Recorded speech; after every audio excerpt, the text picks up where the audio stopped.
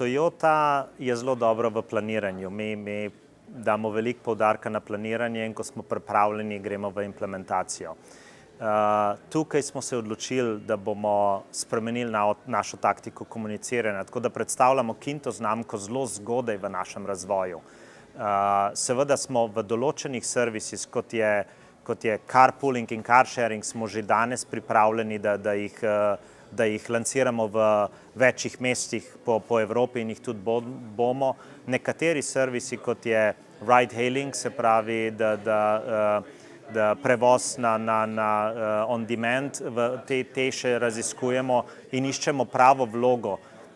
Kot sem povedal na parih workshopih, je, da mi ne želimo konkurirati Uberju, Grabu ali pa Didiju, zato smo tudi investirali v te firme, da sicer razumejo, kaj delajo in da tvorimo neka bodoča partnerstva z njimi, vendar pa kot naš brand promise pravimo inkluzivne, se pravi, iščemo rešitve tudi za starejše ljudi, za ljudi z zmanjšano mobilnostjo, za otroke, kjer so že danes potrebe po mobilnosti in jih nihče ne pokriva in ravno v tem vidimo našo priložnost, da postavimo nove storitve.